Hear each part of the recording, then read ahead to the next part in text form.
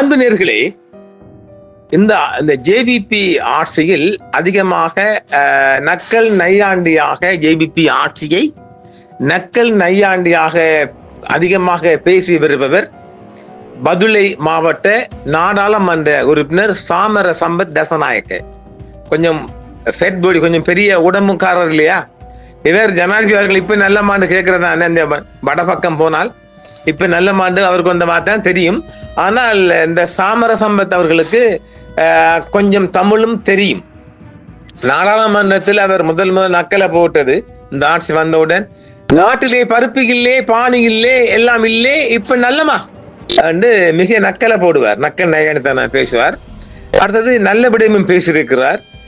இந்த நாட்டில் போலீசார் பற்றிய, அவர் முன்னாள் ஒரு போலீசாராம் நான் அறிந்த வகையில். வேற சாமர சம்பத் ஒரு முன்னாள் போலீஸ்காரர் என்பதால் இந்த போலீஸ் திணைக்களம் இந்த போலீஸ் திணைக்களத்தின் பெரிய அதிகாரிகள் ஓஎஸ்ல இருந்து ஏஎஸ்பி, எஸ்எஸ்பி, டிஐஜி எல்லாம் போட்டு நசுக்கிறார்கள். இந்த பிசி மாற போட்டு நசுக்கி உசுர வாங்குறார்கள். அது குறித்தும் அண்மையில் இந்த சாமர சம்பத் அவர்கள் நன்றாக பேசியிருந்தார். அதையும் பார்க்கலாம். அப்படி இந்த அரசாங்கத்தின் மீது மிக அதிகமாக எதிர்ப்பு குரலாக பேசியவர் தான் இந்த சம்பத். இப்போது இந்த மண் சரிவுக்கு பிறகும் இந்த வெள்ளத்துக்கு பிறகும் இந்த அழிவுகளையும் பார்த்தது பிறகு ஜனாதிபதியின் ஃபீல்ட் ஒர்க், கள நடவடிக்கையில் ஜனாதிபதி மிக தீவிரமாக வருது.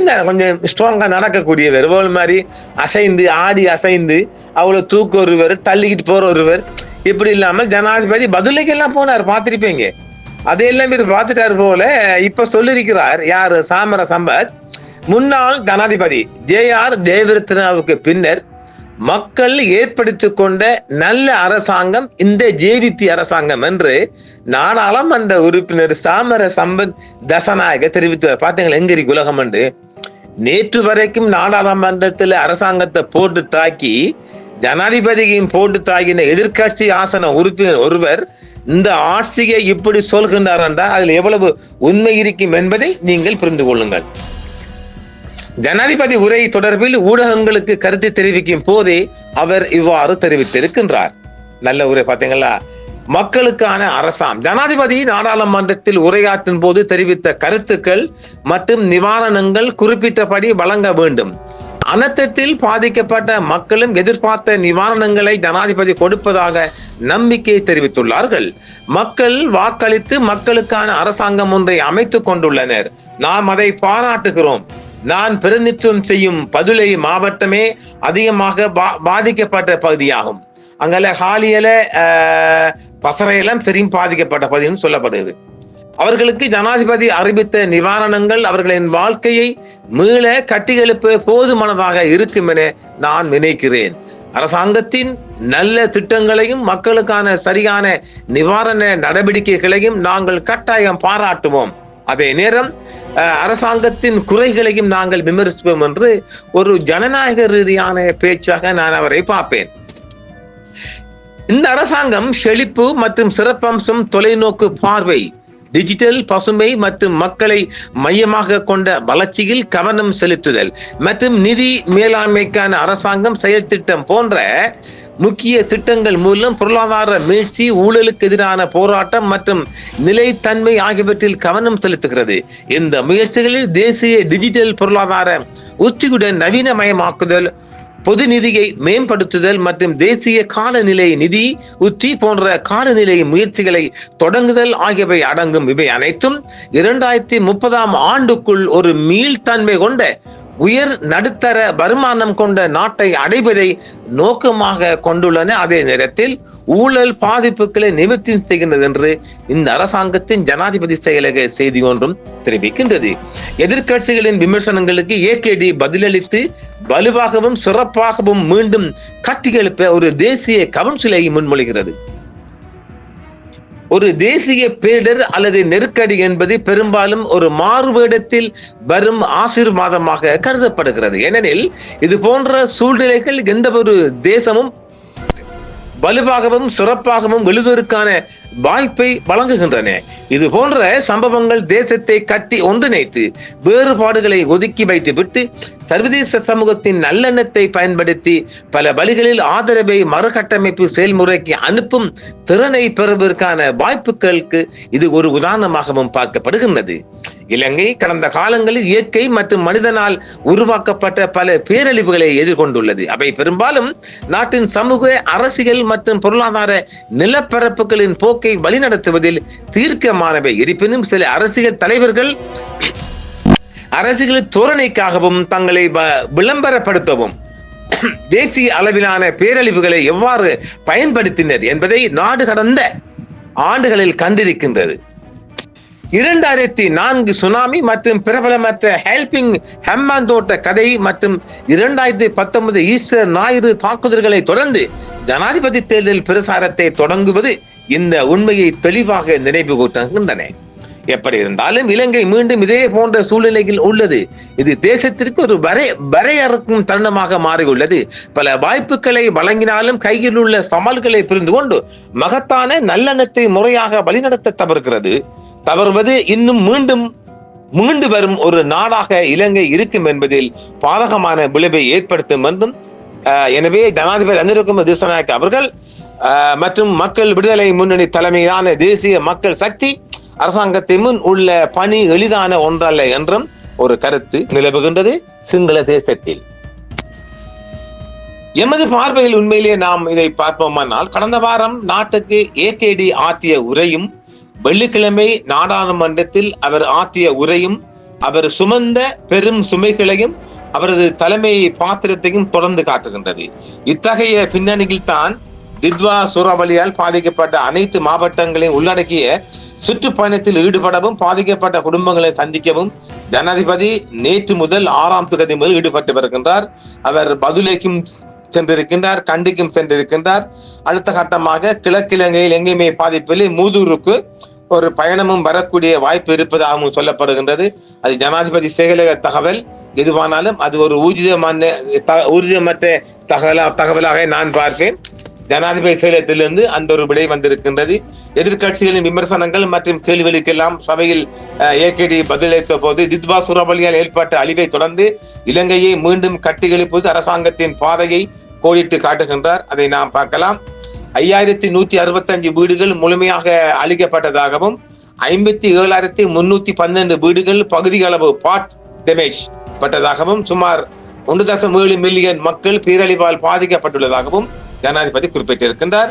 பிரதேச மற்றும் மாவட்ட அளவிலான அதிகாரிகள் அவசர கால பணிகளில் ஈடுபடுவதற்கு எடுக்கப்பட்ட நடவடிக்கைகளை அவர் மேலும் குறிப்பிட்டார். மேலும் அரசாங்கம் அவர்கள் மீது அதிக நம்பிக்கை வைத்துள்ளதாகவும் அவர் தெரிவித்திருக்கின்றார். இலங்கையில் முதல் முறையாக ஒரு மாகாண செயலாளருக்கு 50 மில்லியன் வரை செலவிட அதிகாரம் வழங்கப்பட்டிருக்கின்றது. ஒரு மாவட்ட செயலாளருக்கு 100 மில்லியன் வரை செலவிட அதிகாரம் வழங்கப்பட்டிருக்கின்றது. ஒரு அமைச்சக செயலாளருக்கு 100 மில்லியன் வரை செலவிட அதிகாரம் வழங்கப்பட்டிருக்கின்றது. இந்த அதிகாரிகளை நாங்கள் நம்புவதால் இதை செய்தோம். தவறான ஆதாயங்களை பெற அவர்கள் இந்த பேரழிவை தவறாக பயன்படுத்துவார்கள் என்று நாங்கள் நம்பவில்லை. அவர்கள் மீது நாங்கள் வலுவான நம்பிக்கை வைக்கின்றோம் என்று ஜனாதிபதி தெரிவித்திருக்கின்றார். கடந்த வார தொடக்கத்தில் நாட்டுக்கு ஆற்றிய உரையில் அழிவின் அளவை மீறி சேதமடைந்த உட்கட்டமைப்பு மீண்டும் கட்டியெழுப்பும் அத்தியாவசிய சேவைகளை மீட்டெடுக்கவும் அரசாங்கத்திற்கு நிதி திறன் மற்றும் நிறுவன கட்டமைப்பு உள்ளது என்றும் ஏகேடி குறிப்பிட்டிருக்கின்றார். முந்தைய பட்ஜெட் ஒதுக்கீட்டிலிருந்து பாராளுமன்ற ஒப்புதல் இல்லாமல் உடனடி செலவினங்களுக்காக தோராயமாக 30 மில்லியன் கிடைக்கிறது. இந்த நிதிகள் இந்த நோக்கத்திற்காகவே குறிப்பாக ஒதுக்கப்பட்டுள்ளன என்றும் அவர் கூறியிருக்கின்றார். நிவாரணத்தை விரைவுபடுத்துவதற்காக அதிகாரிகளுக்கான நிதி உச்சவரம்புகள் தளர்த்தப்பட்டுள்ளன. அவசர நோக்கங்களுக்காக பிரதி செயலாளர்கள் இப்போது 50 மில்லியன் வரை செலவிட முடியும் என்றும் அனுமதி வழங்கப்பட்டிருக்கின்றது. இவர்களெல்லாம் ஊழல்களிலிருந்து மக்களுக்காக செய்வார்களானால் நிச்சயமாக காப்பாற்றப்படுவார்கள். இல்லை, இவர்கள் ஊழல் கையாடல் பெருச்சாலி வேலைகள் பார்ப்பார்களானால் அரசாங்கம் ஷாட்டையை தூக்கும் என்பதையும் நாம் இங்கு தெளிவாக சொல்ல முடியும். இருப்பினும் பேரிடர் காலங்களில் எதிர்பார்த்தபடி அத்தியாவசிய உணவுப் பொருட்களின் விலைகள், குறிப்பாக காய்கறிகள் மற்றும் மீன் போன்ற புரதங்கள் சந்தையில் பற்றாக்குறை ஏற்படுவதால் குறிப்பிடத்தக்க அதிகரிப்பை கண்டன.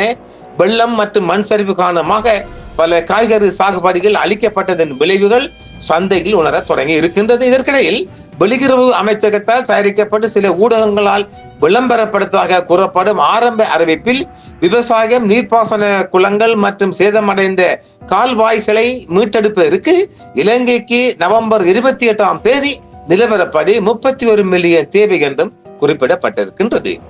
சர்வதேச உதவிகளும் தேவையை கோடிட்டு காட்டும் அறிக்கையில் கனமழையால் அளிக்கப்பட்ட நெல் நிலங்கள் மற்றும் காய்கறி பயிர்களை மீட்டெடுக்க ரூபாய் 15 பில்லியன் மற்றும் சிறு நீர்ப்பாசன குளங்களை மீட்டெடுக்க ரூபாய் 4.8 பில்லியன், அணைக்கட்டுகளை சரி செய்ய 900 மில்லியன், சிறு நீர்ப்பாசன அமைப்புகளுக்கு 8.3 பில்லியன் மற்றும் பாசன கால்வாய்களுக்கு 1.8 பில்லியன் தேவைப்படும் என்றும் குறிப்பிடப்பட்டிருக்கின்றது.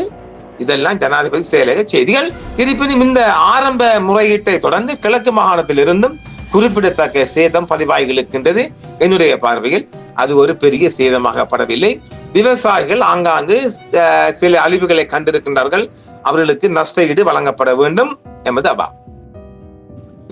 ஜேவிபியின் 2026ஆம் ஆண்டு பட்ஜெட்டிலையும் அவர்கள் 158 ஆதரவாகவும் வாக்களித்ததன் பிரகாரம் மிகப்பெரிய ஒரு பட்ஜெட் தயாரிக்கப்பட்டிருக்கின்றது. அவங்க ஒரு மிகப்பெரிய செலவு அட்டவணை ஒன்றும் அவர்கள் வெளிக்காட்ட போகின்றார்கள். ஆக ஜனாதிபதி மீது ஒரு பாரிய ஒரு பொறுப்பு வந்திருக்கின்றது. அந்த பொறுப்பை அவர் நிச்சயமாக செய்வார். இந்தியா பக்கபலமாக மோடி மஸ்தான்ஜி மிக அதிகமான பக்கபலமாக ஜனாதிபதி அவர்களுக்கு இருக்க போகின்றார். எந்த விடயம் வந்தாலும் அதை டெல்லியுடன் பேசுமாறும், டெல்லி அதற்கான எந்த நேரத்தில் இலங்கை உதவிற்கு தயாராக இருக்கின்றது. பாருங்க, எந்த ஆட்சியிலையும் இது இருக்கல. இந்த ஆட்சியில, ஜேபி ஆட்சியில ஜனாதிபதி அவர்கள் மீது கொண்ட நம்பிக்கையின் காரணமாக இந்தியா, மற்ற நாடுகளை பற்றி நமக்கு இல்லை, இந்தியா டெல்லி எந்த நிலைமையிலும் எந்த கோணத்திலும் அது ஆயுதம் வேணுமா, எது வேணுமா, எந்த உதவி வேண்டும் என்றாலும் அன்றைய நாடு இந்தியா தயாராக இருக்கின்றது. சில செய்திகளில் வெளிவருகின்றது UAE என்னது அமீரகம் தான் மிகப்பெரிய உதவி என்று. அது பச்சை புருடா இல்லை, சும்மா பொய் சொல்லி வராங்க ஊடகங்கள். முஸ்லீம் நாடு என்று சொல்லி வராதங்க. இந்தியா தான் எல்லா வகையிலும் மிக அதிகமான உதவிகளை இலங்கை அரசுக்கு வழங்கி இருக்கின்றது. மிக அதிகமான உதவிகள் எல்லா வகையிலும். இதே நேரம் பாக்கு நீரிணையிலும் அவர்களை சிப் கூட நின்றுச்சு. அவங்களோட என்னது இந்த போர்ஷிப் யுத்த கப்பல்கள்லாம் நின்றுச்சு. அது பற்றி நாங்கள் விவரம் செய்து தருகின்றோம். எனவே டெல்லி எந்த நிலைமையிலும் ஜனாதிபதி அவர்களுக்கு உதவி செய்யும் முடிவில் இருக்கின்றது. எந்த ஒரு குறுக்கீடும் இல்லாமல் இலங்கை கேட்கின்ற எந்த உதவிகளுக்கும் தயார் நிலையில் இந்தியா இருக்கின்றது. அச்சங்கொள்ள தேவையில்லை என்றும் இலங்கை அரசாங்கத்துக்கு அது வெளிப்படையாக சொல்லி இருக்கின்றது. டெல்லியில் அதற்காகவே ஒரு தனி அதிகாரிகள் நியமிக்கப்பட்டிருக்கிறார்கள் இலங்கை விடயங்களை கையாளுவதற்காக. மோடி மஸ்தான்ஜி அந்த அளவுக்கு வச்சிருக்கின்றார். இலங்கையை கட்டி அணைத்து வச்சிருக்கிறார் ஜனாதிபதி அவர்களை. பார்ப்போம் இன்னும் என்ன செய்திகள் வருகின்றன என்பதை தொடர்ந்தும் மற்றொரு செய்தியாக தரும். நன்றி நேயர்களே. என்றும் உங்களுடன் சன்ரைஸ் இந்தியா டிவி சப்ஸ்கிரைப் பண்ணுங்கள், பெல் பட்டனையும் கிளிக் செய்யுங்கள். உங்கள் ஆதரவே எங்கள் சேவை. ஆதரவு தாருங்கள், அரவணைப்போம். மறக்காம சர்ப்ரைஸ் பண்ணுங்க. தேங்க்யூ.